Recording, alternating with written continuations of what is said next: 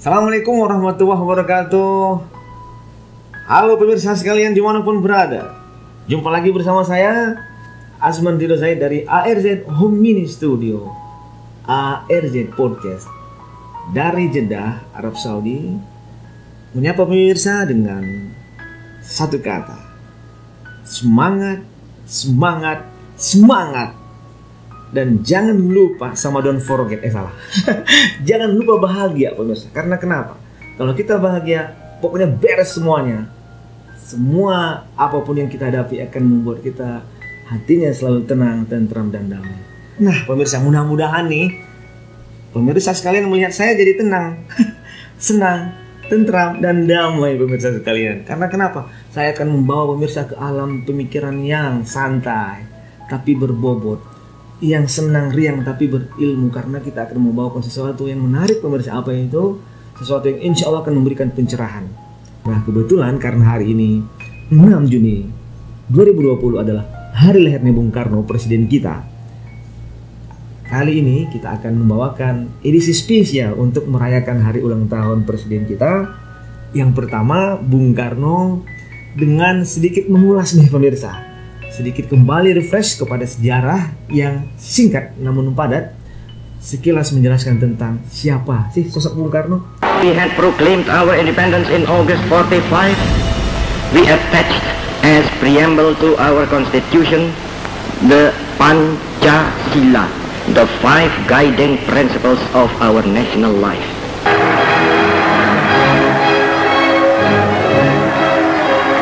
Hei pemuda-pemudi, hei seluruh rakyat Indonesia, mari kita berjalan terus dengan alat, antara lain alat persatuan Indonesia, satu bahasa, satu tanah air, satu bangsa Indonesia. Bersama-sama kita melanjutkan revolusi ini, bersama-sama kita mensukseskan ini. Ayo bangsa Indonesia, dengan jiwa yang berseri-seri, mari berjalan terus, jangan berhenti. Revolusimu belum selesai, jangan berhenti, sebab kita tidak bertujuan bernegara hanya satu windu saja. Kita bertujuan bernegara 1000 windu lamanya, bernegara buat selama-lamanya. Sekali merdeka, tetap merdeka. Bahkan juga langsung kepada seluruh dunia, dari timur sampai ke barat, dari utara sampai ke selatan. Saya sekarang tidak terutama sekali berbicara sebagai presiden mandataris, tidak sebagai presiden perdana menteri, tidak sebagai presiden panglima tertinggi. Saya berbicara di sini sebagai penyambung lidah rakyat Indonesia. Pemirsa sekalian, langsung saja. Presiden Soekarno lahir pada tanggal 6 Juni 1901. Lahir di Surabaya pemirsa, dan kemudian dia menjabat sebagai Presiden Republik Indonesia selama 21 tahun pemirsa. Ada yang tahu? Oke, saya kasih tahu ya. 21 tahun. 21 tahun. Cukup lama kan tentunya. Dari tanggal 17 Agustus 1945 sampai dengan 12 Maret 1967 pemirsa. Subhanallah. Nah, pada saat dia meninggalnya pun tanggal berapa pemirsa? Ada yang tahu? Tanggal 21 Juni. Nah tuh, menjadi presiden selama 21 tahun, meninggalnya tanggal 21 bulan Juni pula. Pada bulan sama-sama dia lahir tanggal 6 Juni, meninggalnya tanggal 21 Juni. Tuh, subhanallah pemirsa. Dan umurnya waktu itu 69 tahun. Dan kalau kita lihat berarti dari tahun 1901 sampai sekarang 2020, kira-kira umur kelahirannya kalau kita rayakan berapa tahun kira-kira ya? Ada yang tahu? Tentunya 119 tahun berarti pemirsa. Nah, itu dari lahirnya. Nah, sekarang berarti kalau dari meninggalnya tahun 70, berarti Bung Karno sudah meninggal dunia pada 50 tahun yang lalu pemirsa sekalian. Nah, pemirsa sekalian yang berbahagia dimanapun berada, kita tahu Bung Karno pada saat dia masih hidup, dia memiliki kelebihan banyak pemirsa, dan telah memberikan banyak sekali catatan sejarah yang membuat dia cukup dikenal. Nih, ada yang tahu tidak? Gelanggang Bung Karno. Tuh, ada yang tahu tidak? Tahu kan? Tuh, itu terkenal banget. Di mana tuh? Di Senayan. Nah, pertanyaannya itu sekarang disebut apa? Dulu sempat disebut gelanggang Bung Karno pada saat apa? Pada saat Abdurrahman Wahid menjadi presiden. Nah, sebelumnya Gelora Senayan pemirsa. Jadi pada tahun 1958 resmi diresmikan dan kemudian oleh Bung Karno, dan kemudian dalam rangka persiapan Asian Games waktu itu, Asian Games keempat pada tahun 1962.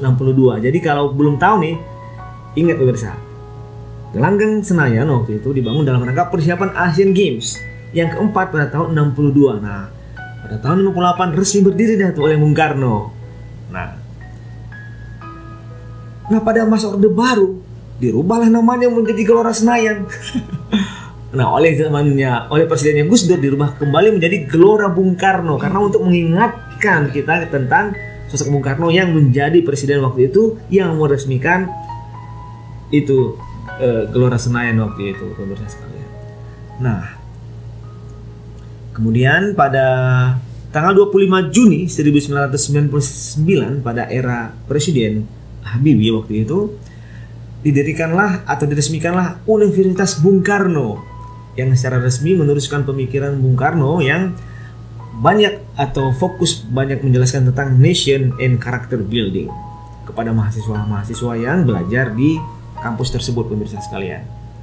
Nah, dalam rangka memperingati hari kelahiran Bung Karno tanggal 6 Juni 2001, waktu itu ada peringatan 100 tahun kelahiran beliau, pemirsa. Nah, waktu itu diterbitkanlah Perangko Bung Karno oleh Kantor Filateli Jakarta yang bertema Perangko 100 tahun Bung Karno.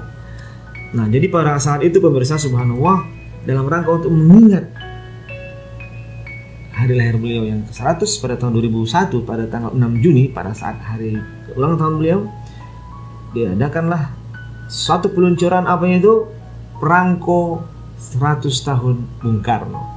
Nah, itu ceritanya pemirsa ya, dan itu sesuatu banget karena kenapa? Pas 100 tahun satu windu usia kelahiran beliau waktu itu. Nah itu pemirsa ya, itu yang mungkin bisa kita angkat sedikit. Nah, berikutnya apa pemirsa? Ada yang tahu tidak? Dia itu gelarnya apa? Insinyur Haji Soekarno. Itu gelar akademik yang didapatkan dari mana? Dari kampus ITB Bandung, pemirsa sekalian. Nah, jadi kalau yang alumni ITB ini bangga dikit nih. Soekarno alumni mana? Alumni ITB, insinyur, pemirsa sekalian. Nah, tapi ada yang tahu tidak sih kalau Bung Karno itu ternyata sudah jadi dokter loh. No, bagi yang belum tahu nih, saya kasih tahu nih. Bung Karno mendapatkan banyak sekali gelar honoris causa, pemirsa. Ada yang tahu berapa kali? Tuh, berapa kali? 26 kali, pemirsa. Jadi bayangkan, Soekarno mendapatkan 26 gelar honoris causa dari banyak negara, pemirsa sekalian. Nih saya sebutin ya, ada banyak, saking banyaknya saya susah nyebutinnya kalau banyak-banyak. Sebutin sedikit aja dah. Nah, ada beberapa nih. Filipina, Indonesia, Amerika, Kanada, Jerman Barat, Rusia, Yugoslavia, Cekoslovakia, Turki, Polandia, Brazil, Bulgaria, Rumania, Hungaria, Mesir, Bolivia, Kamboja, dan Korea Utara. Tuh, banyak banget. Negara-negara itulah yang salah satu kampus dari negara-negara tersebut yang saya sebutkan tadi memberikan gelar Doktor Honoris Causa kepada Soekarno, sehingga total semuanya berjumlah 26 gelar doktor, pemirsa. Subhanallah. Nah, dan juga Soekarno penulis buku, pemirsa. Nah, makanya bagi teman-teman adik-adik sekalian yang menonton acara ini, nih, kalau mau jadi orang hebat, kalau mau jadi pemimpin, kalau mau terkenal, salah satunya bisa dilakukan dengan banyak menulis dan menghasilkan karya melalui tulisan, pemirsa sekalian. Nah, Soekarno dengan pemikirannya, orang membaca dan kemudian orang terperangah dengan banyaknya ide-ide beliau yang brilian, yang memimpikan dan menginginkan Indonesia menjadi negara yang maju, menjadi negara yang diperhitungkan di tengah percaturan global, pemirsa. Nah, makanya ada 19 buku setidaknya yang tercatat di sini, di antaranya mencapai Indonesia merdeka pada tahun 1933. Tuh, sebelum merdeka dia udah bikin buku, pemirsa. Terus kemudian lahirnya Pancasila pada tahun 1945. Terus Sarinah, kewajiban wanita dalam perjuangan Republik Indonesia pada tahun 1951 terbitnya. Terus kemudian, nah ini cukup fenomenal dan saya di rumah punya dulu waktu saya masih kecil. Orang tua saya punya, apa itu? Di Bawah Bendera Revolusi. Ada jilid 1 dan jilid 2 pemirsa. Itu tahun 1959 sampai 1960. Nah, dan kemudian Capailah Bintang-Bintang di Langit. Itu tahun 1965.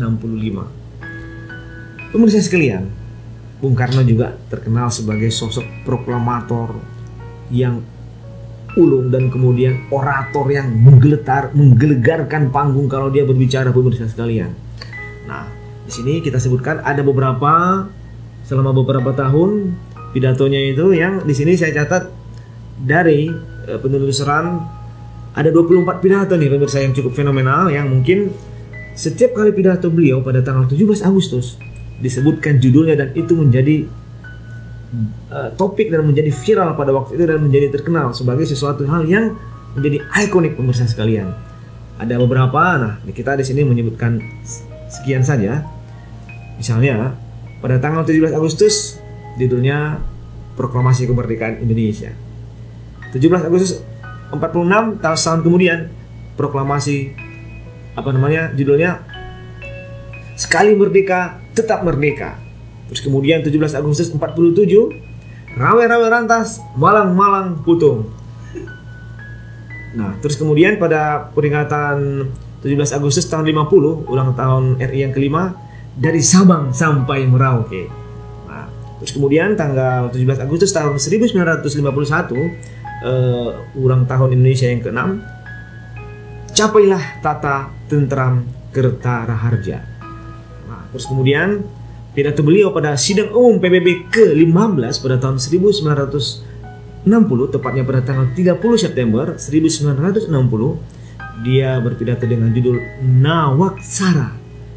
Dan kemudian pada tanggal 17 Agustus 1966, pada proklamasi kemerdekaan Indonesia yang ke-21, dia berpidato dengan judul Jangan Sekali-kali Meninggalkan Sejarah, atau yang biasa kita kenal dengan sebutan jas merah.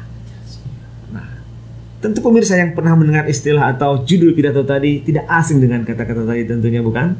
Apalagi orang-orang yang hidupnya zaman dulu yang sekarang udah agak-agak berumur tentunya sangat familiar dengan, atau apalagi bagi mereka yang waktu zaman Soekarno masih hidup, mereka juga waktu itu masih hidup dan tahu tentang sepak terjang perjalanan maupun perjuangan Bung Karno dan sangat tahu tentang judul-judul ini, dan waktu itu sangat familiar tentunya pemirsa sekalian.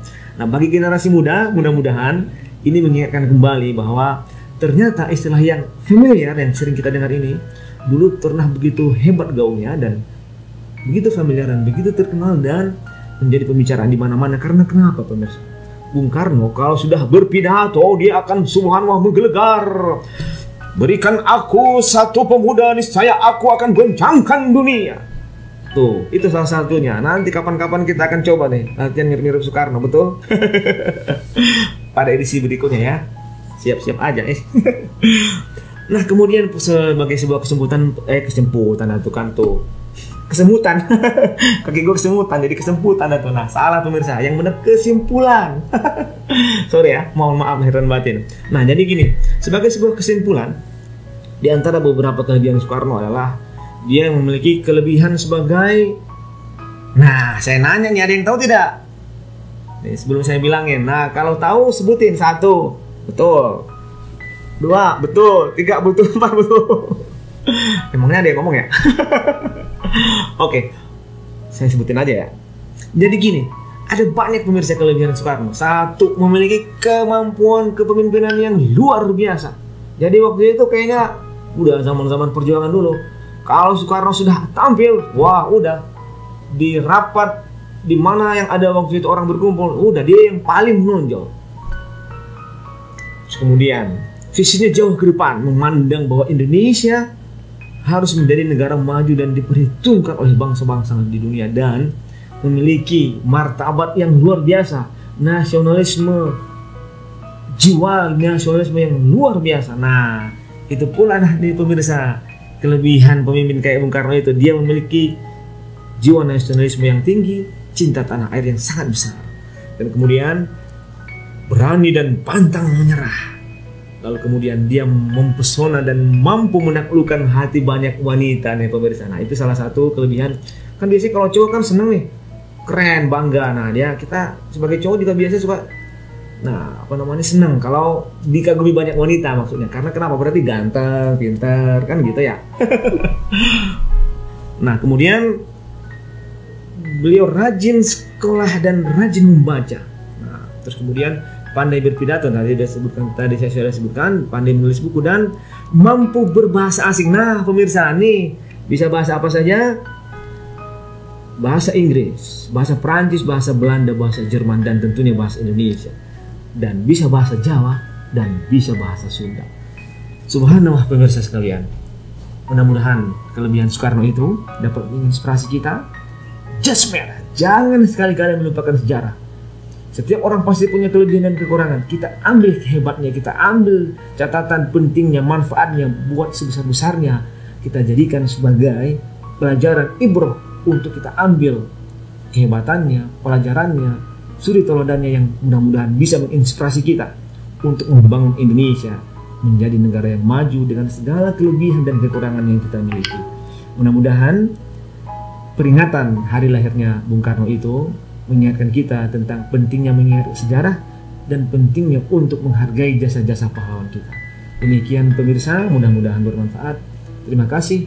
Wabillahi taufiq wal hidayah. Wal muwaffiq ila aqwamit thoriq. Wassalamualaikum warahmatullahi wabarakatuh.